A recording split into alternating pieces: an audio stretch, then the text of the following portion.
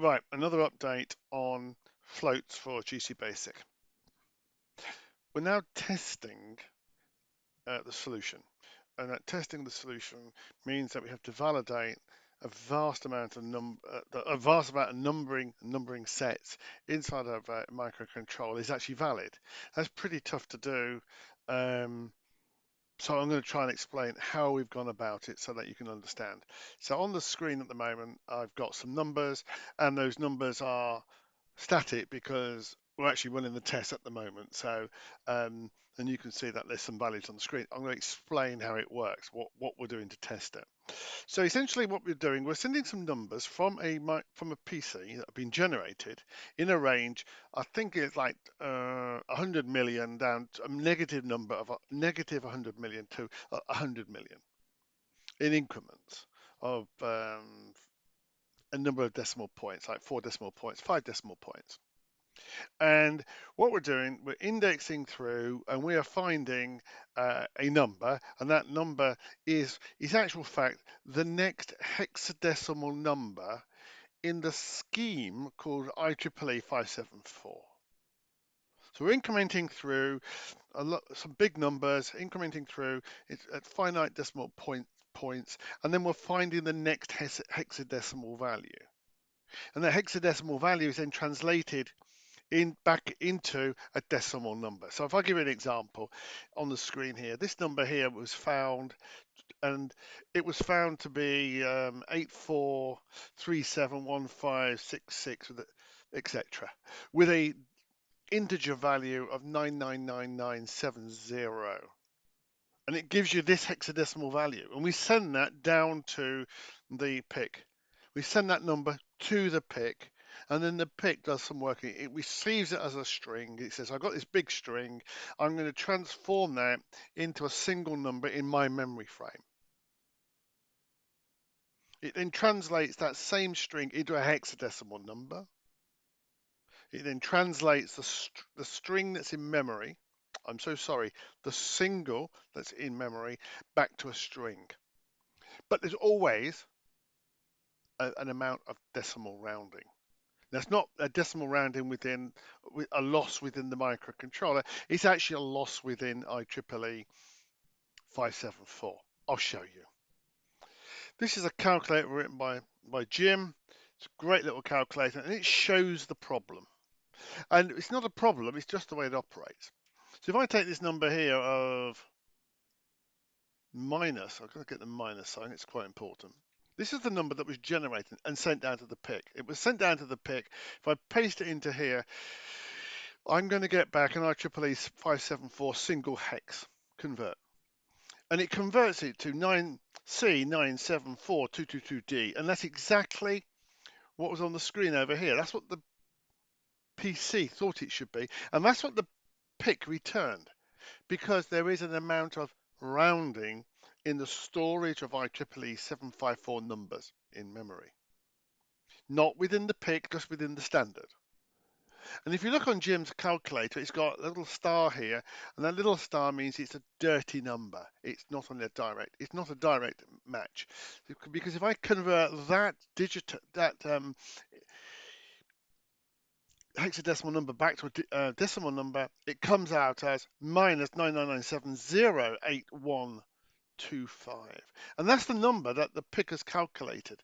And it is the number that the PC is expecting back.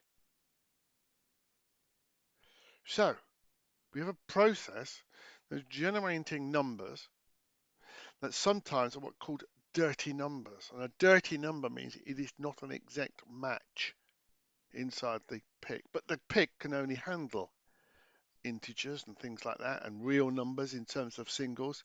And both the PC end and the PIC end generate exactly the same number from exactly the same data source, which means the PIC is working correctly.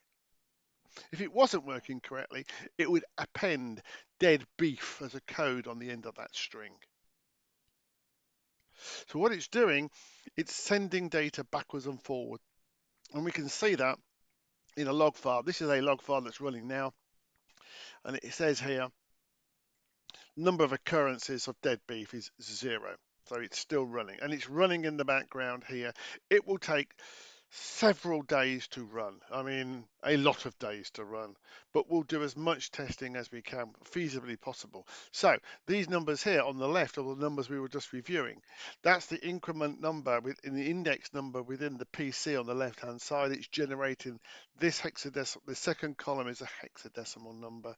It's then translating that into the IEEE number. The next number in the column with the large number of decimal points is the actual number the PC generated, but it's responded back. The picker sent that straight back, and then it returns back a negative number with a delimiter of a quote and a hex number with a quote to say those are the numbers that I calculated and I'm sending back. So we're testing a vast amount of numbers here across a whole series of range. And why would you want to do a whole series of ranges? Because we're testing to see if there are edge points, whether the code that we've written has an edge issue. Could be at a boundary of memory or a boundary of a byte or a boundary of a word. We want to see where those errors are, then we can go and resolve them and fix them.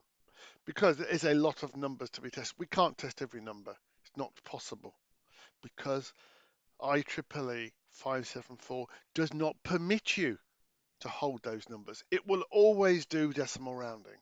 Okay? It will always round the number. In this case, at this sort of range, there's only 16 steps per number, so per integer value.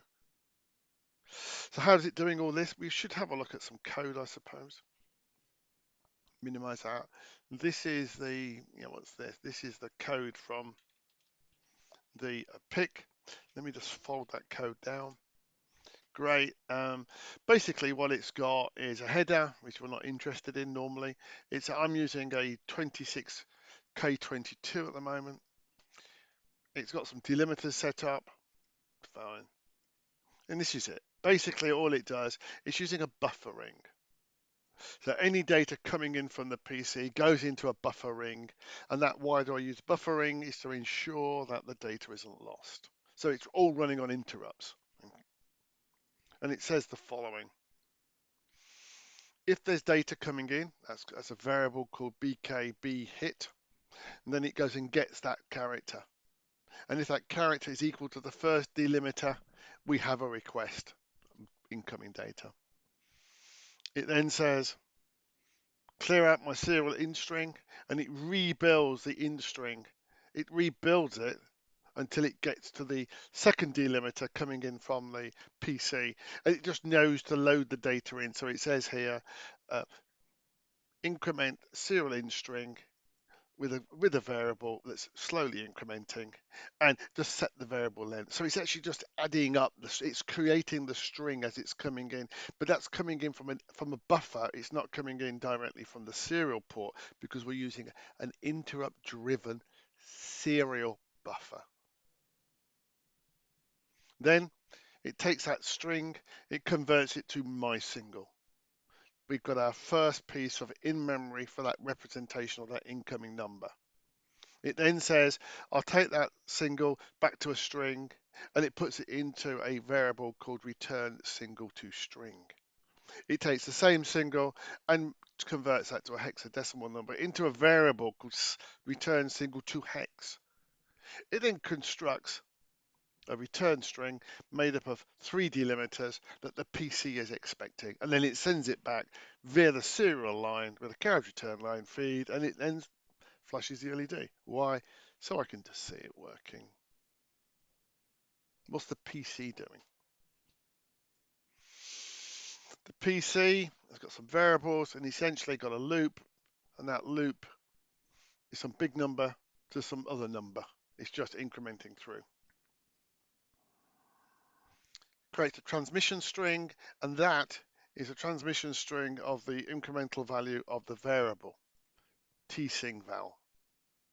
And then what it does, it loops through until it successfully finds a new hexadecimal value. It does that by comparing what the previous hex was to the new hex, and if it's found it, it just goes through until it makes sure it hasn't found it, and then it knows it's at the next one. It's just a way of incrementing through the hexadecimal values that are permissible.